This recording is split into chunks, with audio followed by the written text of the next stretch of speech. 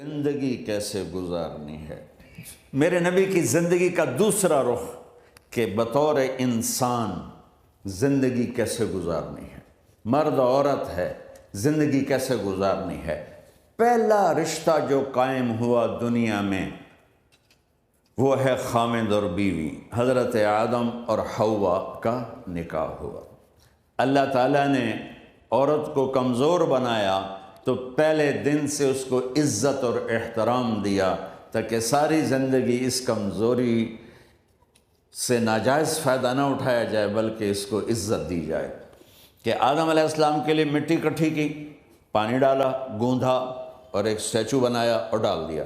جب وہ خشک ہوا اس میں روح ڈالی اور پھر وہ ننگے بدن تھے، پھر ان کو جنت کے کپڑے پہنائے اور جنت میں ڈال دیا۔ اس کائنات کا حسن بھی عورت سے ہے اور جنت کا حسن بھی عورت سے ہے۔ حضرت آدم علیہ السلام جنت میں، لیکن بابے جی دا دل ہی نہیں لگتا، کلے کلے ہی ٹورے پھر دیں۔ اب اللہ نے عورت کو بنانے کا ارادہ کیا تو اللہ ایک ڈھیر مٹی کا اکٹھا کر کے عورت کے لیے بھی بنا دیتا اور اس کا اسٹیچو بنا دیتا اور اس کو خشک ہونے دیتا، پھر اس میں روح ڈالتا، پھر اس کو کپڑے پہناتا۔ آپ حیران ہوں گے، سبحان اللہ، اللہ نے ایسا نہیں کیا۔ آدم علیہ السلام سوئے، آنکھ کھلی تو دیکھا ایک خوبصورت حسین عورت۔ یہ بات اکثر لوگوں کو معلوم ہوگی کہ یوسف علیہ السلام دنیا کے حسین ترین انسان تھے، اور یہ بات شاید کسی کو معلوم نہیں ہوگی کہ دنیا کی سب سے حسین خوبصورت عورت حضرت حوا ہے۔ حوا جن پر بڑھاپا آیا ہی نہیں، 1000 سال کے قریب زندگی گزاری، بڑھاپا نہیں آیا۔ حضرت آدم اور حوا قریب قریب عمر تھی۔ حضرت آدم کی عمر تو کتابوں میں مل جاتی ہے 1000 برس، لیکن حضرت حوا کی عمر کتنی تھی یہ کہیں پڑھنے کو ملا نہیں، اس لیے میں اندازہ کرتا ہوں کہ قریب قریب ہوگی۔ بڑھاپا نہیں آیا، بیماری نہیں آئی۔ اور حضرت حوا کو مینسز بھی نہیں آتے تھے۔ یہ عجیب بات آپ کو بتاؤں، اللہ نے اتنا جنت کا ان کے اندر نمونہ رکھا۔ تو جب حضرت آدم کی آنکھ کھلی تو دیکھا ایک حسن کا پیکر، انہوں نے تو جنت ہی بھول گئی۔ کہنے لگے یا اللہ ہن دل ٹھریا جا کے، یا اللہ کون ہے؟ کہ تیری بیگم۔ کہ واہ جی واہ، موجاں ہی موجاں۔ تو اللہ تعالیٰ نے نکاح پڑھایا۔ سبحان اللہ، اپنے نبی کی شان دوبارہ سنو۔ تو اللہ نے کہا آدم اپنی بیگم کا مہر ادا کرو۔ تو وہ پوچھنے لگے کیا مہر ہے؟ دیکھو ایک بات سنو، مہر کسی کی بیٹی کی قیمت نہیں ہوتی۔ $1 ہو یا $1 ٹریلین ہو، بیٹی کی کوئی قیمت نہیں ہوتی۔ یہ ایک نشان ہے کہ اس بچی پر اب یہ جو خامند ہے وہ موت تک خرچہ اس کے ذمہ ہے، بیوی کے ذمہ خرچہ نہیں ہے۔ خامند کما کے لائے گا اور اپنی بیگم کو کھلائے گا، اور بیوی گھر کی ذمہ داری نبھائے گی۔ تو خیر وہ الگ بات چلی جائے گی۔ اللہ تعالیٰ نے کہا کہ مہر ادا کرو۔ کہا جی کیا مہر ہے؟ تو میرے اللہ نے کہا تیری نسل میں میرا آخری نبی آئے گا، اس پہ ایک دفعہ درود پڑھ دے، یہ مہر ہے۔ اچھا، شروع دن سے ہے کہ میں نے قبول کیا۔ قبول کیا کا مطلب ہے کہ میں اس لڑکی کو قبول کر رہا ہوں، اس کی کمیوں کے ساتھ بھی خوبیوں کے ساتھ بھی۔ اور جب لڑکی کہتی ہے سائن کرنا قبول کیا ہے، یا زبان سے کہے قبول کیا ہے، تو یہ اس بات کی گارنٹی ہے کہ میں نے اپنے اس لڑکے کو خامند ہونے کے طور پہ قبول کیا، اس کی کمیوں کے ساتھ بھی، اس کی خوبیوں کے ساتھ بھی۔ اور جو ہی شادی ہو کر ڈولی سسرال کے گھر جاتی ہے تو ٹیسٹ شروع ہو جاتا ہے، کی کر دیے، باندھی کے میں، اٹھیں دی کے میں، بول دی کے میں۔ اور اس میں بہت زیادہ نیگیٹو کردار ہے سسرال کا، کئی لڑکیوں کا، کیونکہ ہم نے اپنے نبی کی زندگی نہیں قبول کیا۔ یہ واجب ہے کہنا قبول کیا، کہ جس میں پیغام ہے کہ اب میں اس کی میں کوئی کمی ہے وہ بھی قبول کروں گی، کوئی خوبی ہے تو سر ماتھے پر، اور لڑکا کہتا ہے کہ میں اسے قبول کرتا ہوں، اس کی خوبیوں کے ساتھ بھی کمیوں کے ساتھ بھی۔ یہ بات یاد رکھنا، پرفیکشن کبھی تلاش نہ کرنا، پرفیکشن کبھی تلاش نہ کرنا۔ اللہ نے 100 نمبر نہیں مانگے، 51، ایک نمبر اوپر ہو گیا۔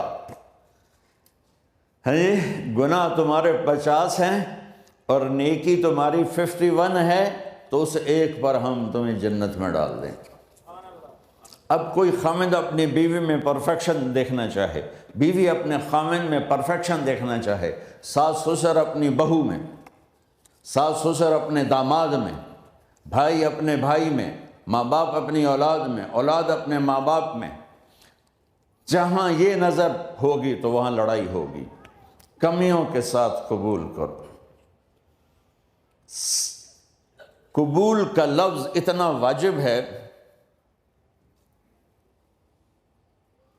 تو ڈر تو پھر بہ گئی تھی نا۔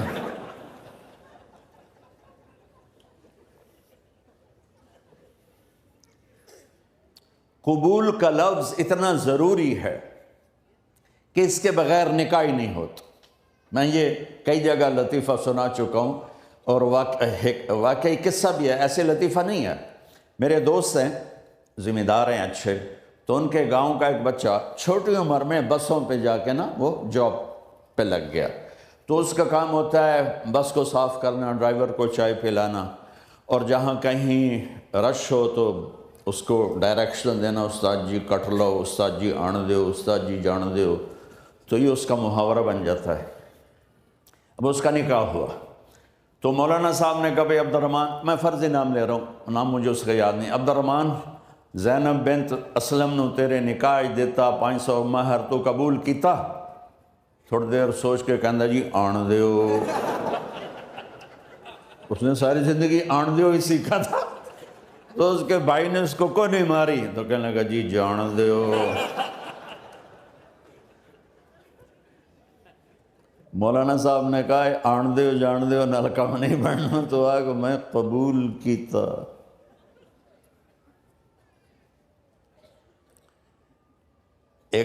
یہ بھی صحیح واقعہ سنا رہا ہوں۔ ایک نوجوان نے بیوی کو 3 طلاق دے دی کٹھی، اب ہو گیا پریشان، مولانا صاحب کے پاس گیا، کوئی میرے جیسا ہوگا، مولانا صاحب 3 طلاق دے بیٹھا، کوئی مسئلہ کا حرام؟ کہا جی کوئی رستہ حرام، کوئی گنجائش حرام۔ اس نے جیب سے موٹا سا لفافہ نکالا اور مولانا کے جا نماز کے نیچے ڈال دیا کہ مولانا صاحب کوئی گنجائش؟ کہ ہن تو سوچنا ہی پوے گا۔ کی آکھیا ہی تو اپنی بیگم نو؟ اس آکھیا جی میں آکھیا ہی 3 طلاق، کہ مبارک ہوئے طلاق نہیں ہوئی۔ میں آکھیا جی او کیویں؟ آکھے او جڑا یہ طلاق ہے عربی دا لفظ، اس سے چاکھنا پمدا ہے طلاق۔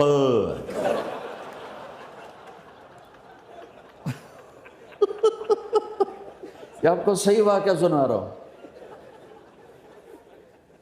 تو تم نے تو چھوٹے کاف کے ساتھ کہا ہے طلاق، او کاف تا کتے آلا ہے، موجاں کر، ایک لفافہ ہو راوے تو چاہے ساری زندگی دا حلال کر دے۔ لفظ قبول اتنا ضروری ہے۔ تو میرے نبی نے 11 شادیاں کی، اللہ کی قسم شوق کی نہیں تھی۔ ما تزوجت وما زوجت الا بوحی من السماء نزل به جبریل۔ کہ لوگوں سن لو میری بات غور سے، مجھے عورت کی کوئی رغبت نہیں ہے، میں نے جہاں شادی کی، جہاں بیٹی کی شادی کی، پہلے اللہ نے آسمان سے جبریل بھیج کے حکم دیا، پھر میں نے قدم اٹھایا۔ تو پہلا رشتہ خاوند اور بیوی ہے جو اس کائنات میں جڑتا ہے، یہ دنیا کا سارے رشتوں میں نمبر 1 رشتہ ہے، سب سے خوبصورت رشتہ ہے، سب سے اہم رشتہ ہے، سب سے بڑا رشتہ ہے۔ والدین کے لیے چند آیات ہیں، اولاد کے لیے چند آیات ہیں، بہن بھائیوں کے لیے چند آیات ہیں، خاوند اور بیوی کے لیے سینکڑوں آیات ہیں، سینکڑوں۔ تو اگر آپ اپنے گھروں میں کامیابی دیکھنا چاہتے ہو، اپنے گھر کو ہاؤس کی بجائے ہوم دیکھنا چاہتے ہو، خوشی کا اگر آپ اسے گہوارہ بنانا چاہتے ہو، اللہ کی قسم ڈگریوں سے نہیں ہوگا، محبت سے ہوگا۔ میرے نبی سے پوچھا گیا یا رسول اللہ اسلام کا سب سے مضبوط عمل، نہیں، میرے نبی نے سوال کیا، بولو بھائی اسلام کا سب سے مضبوط عمل کیا ہے؟ صحابہ نے کہا نماز، نہیں، سبحان اللہ۔ ابھی میں نماز کی کتنی اہمیت بتا چکا ہوں۔ انہوں نے عرض کیا جہاد، آپ نے فرمایا نہیں۔ تو صحابہ نے عرض کیا روزہ، آپ نے فرمایا نہیں۔ اللہ کہ یا رسول اللہ حج، آپ نے فرمایا نہیں۔ تو سارے صحابہ حیران ہو گئے، یا رسول اللہ نماز، جہاد، روزہ، حج، تو پھر کیا ہے؟ اب سننا سارے بہن بھائی، مستورات، بچے بچیاں، آپ نے فرمایا اسلام کا سب سے مضبوط اور بڑا عمل ہے آپس میں اللہ کے لیے محبت کرنا۔ اگر آپ اپنے گھروں میں حسن دیکھنا چاہتے ہو تو ایک دوسرے سے محبت کرو، اظہار محبت کرو، اور محبت کے پیدا ہونے کے لیے بہت ساری چیزیں ہیں، لپیٹ کے 2 میں کر دیتا ہوں، 2 میں۔ بیوی کی خوبی دیکھو، کمی نہ دیکھو، خاوند کی خوبی دیکھو، کمی نہ دیکھو، پہلی بات۔ دوسری بات، اس زبان سے زہر نہ اگلو محبت کے پھول، اس زبان سے کڑوے جملے نہ ہوں، طنز نہ ہو، ٹانٹنگ نہ ہو، بیزن نہ کرو، انسلٹ نہ کرو، تو آپ کے دل جڑ جائیں گے۔ یاد رکھو شکلوں سے زندگی آباد نہیں ہوتی، زندگی اخلاق سے آباد ہوتی۔ تو اپنے گھر سے ٹانٹنگ نکال دو۔ نہ کہا کا مطلب ہے بارش کا زمین میں جذب ہو کر یکجان ہو جانا، 2 زندگیوں کا محبت میں جذب ہو کر یکجان ہو جانے کو نکاح کہتے ہیں۔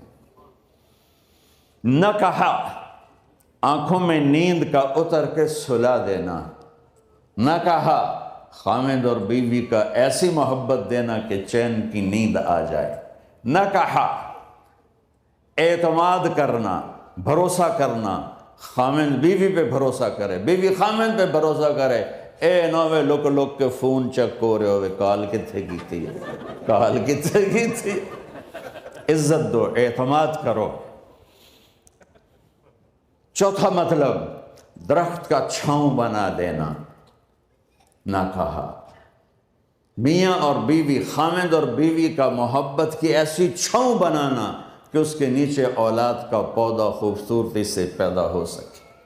نہ کہا، صرف لفظ نکاح کے مطلب بتا رہا ہوں، نہ کہا مریض کو، کدھر ڈاکٹر بیٹھے ہیں، میرے سامنے بیٹھے ہیں، مریض کو دوا ایسی دینا کہ وہ شفا یاب ہو جائے، آپس کے ایسے تعلق بنانا کہ زندگی کو شفا مل جائے۔ میرے بھائی بہنوں، میں آپ کو اپنے نبی کی زندگی بتا رہا ہوں۔ میرے نبی نے 11 شادیاں کی، اللہ ذوالجلال کی قسم، صرف ہمیں زندگی سکھانے کے لیے کہ گھر کی زندگی کیسے ہوتی ہے اور اولاد کو کیسے پالا جاتا ہے۔ اب لوگ کیا مجبوریاں ہیں کہ عورت بھی جاب کرتی ہے، مرد بھی جاب کرتا ہے۔ عورت کی سب سے بڑی جاب اپنی نسل کو پالنا ہوتا ہے۔ جب یہاں ٹائم نہیں ملتا بچے کو، نہ ماں سے ملتا ہے نہ باپ سے ملتا ہے، تو پھر وہ جنگل کا پودا بن جاتا ہے۔ یہ تو وینکوور ہے، فیصل آباد کی بات سناتا ہوں۔ میرے بچے جس اسکول میں پڑھتے تھے ان کے پرنسپل سے میری دوستی تھی، میں ملنے گیا ایک دن، تو کہنے لگے یہ عجب واقعہ ہوا ہے کہ یہاں 2 بچے پڑھتے ہیں، ان کی ماں بھی ڈاکٹر ہے اور باپ بھی ڈاکٹر ہے، تو وہ دونوں آئے ہیں میرے پاس کہ ہمارے بچوں نے 3 دن ہو گئے ہیں گھر میں کھانا نہیں کھایا، تو ہم پریشان ہیں، ہمیں بتاتے نہیں، کائنڈلی آپ پوچھ کے بتائیں کہ وہ کھانا کیوں نہیں کھا رہے۔ ایک باری کر کے بھی دکھا دو.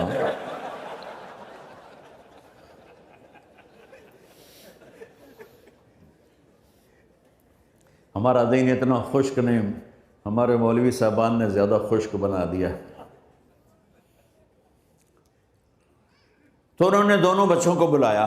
سننا، سارے فیملیز بیٹھے ہو جہاں میں فیملی کی زندگی کو فوکس کر کے نبی سے جوڑ کے بتا رہا ہوں، طارق جمیل کے تجربے نہیں بتا رہا. دونوں بچوں کو بلایا. بیٹا آپ کھانا کیوں نہیں کھا رہے؟ کہا جی ہم اپنے ممی اور بابا کے سامنے نہیں بتائیں گے. تو انہوں نے دونوں کو باہر بٹھا دیا. پھر پوچھا اب بتاؤ کیا مسئلہ ہے؟ ان کا سر ہم صبح جب ناشتہ کرتے ہیں تو ہمارے ممی ڈیڈی سو رہے ہوتے ہیں، ہماری ان سے ملاقات نہیں ہوتی. جب ہم اسکول سے واپس آتے ہیں تو ممی ڈیڈی اپنے میڈیکل کالج میں ہوتے ہیں، ہاسپٹل میں ہوتے ہیں، تو ہمیں ان کو دیکھنے کا موقع نہیں ملتا. شام کو جب ہم کھانا کھاتے ہیں تو یہ دونوں اپنے پرائیویٹ کلینک میں ہوتے ہیں تو ہم ان کو دیکھ نہیں پاتے. پورا ہفتہ گزر جاتا ہے، ہمیں ماں باپ کی شکل نظر نہیں آتی. تو ہم نے سٹرائک کی ہے کہ ایسے ماں باپ کی روٹی کیا کھانی جو اپنی شکل بھی نہ دکھا سکیں. تو اس لیے ہم نے کہا ہم نے بائیکاٹ کیا ہے، گھر میں نہیں کھانا ہے.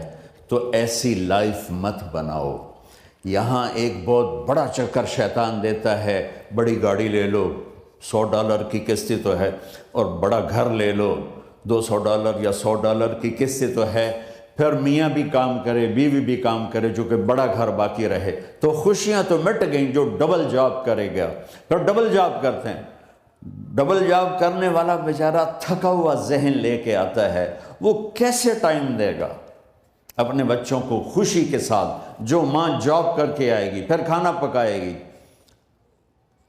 وہ جب اتنی تھک جائے گی تو اپنے بچوں کو کھلا ٹائم کیسے دے سکے گی؟ پوری کائنات کی ذمہ داری تھی میرے نبی کے سر پر، اور آپ اس کے باوجود روزانہ حسن حسین کے لیے وقت نکالتے تھے.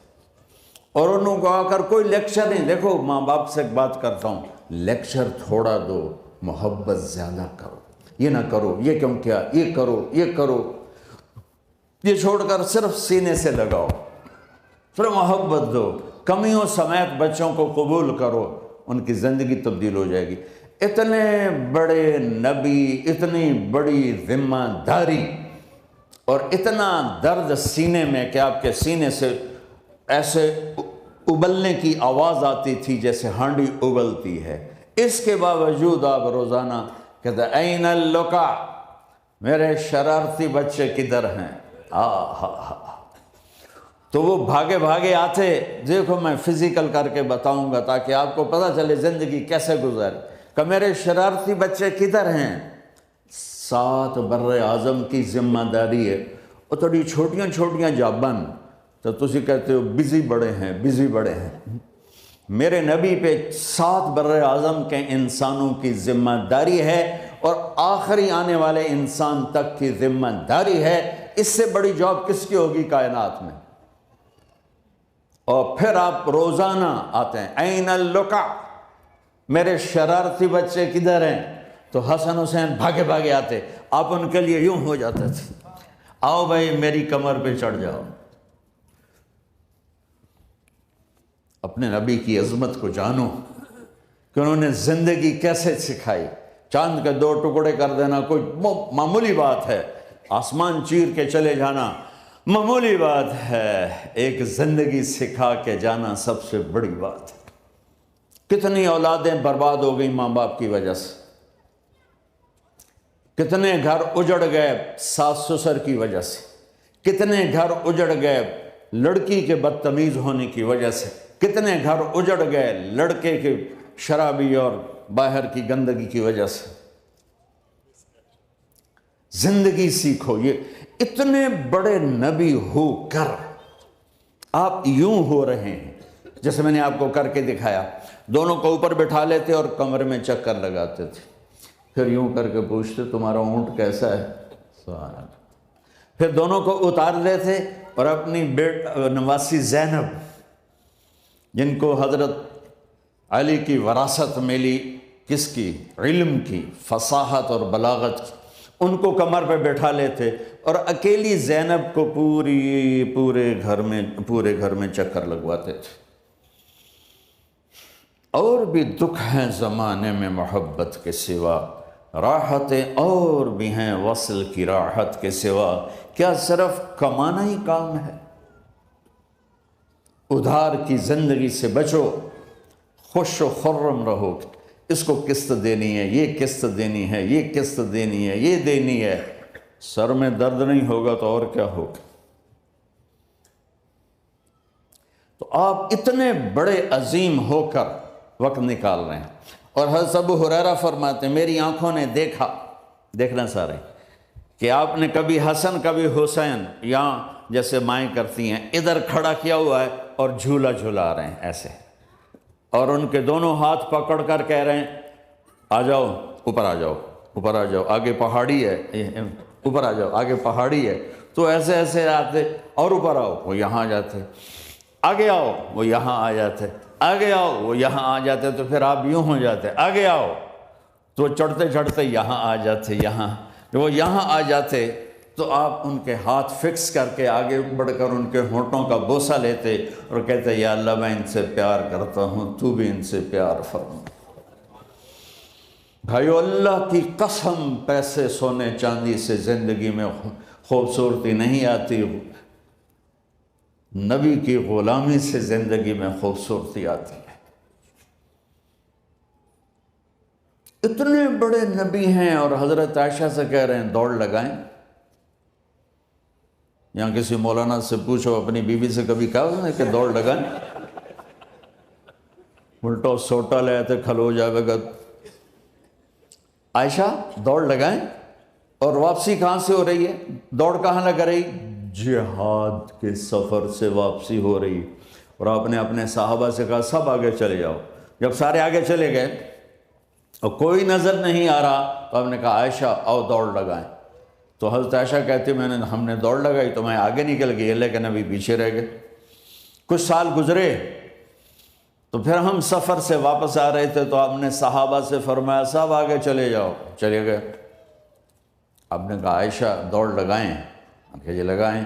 کون دنوں میں ذرا موٹی ہو گئی تھی، تو پھر اللہ کے نبی آگے نکل گئے، میں پیچھے رہ گئی، تو آپ نے کہا عائشہ ہاذہ بتلک، آج تو اور میں برابر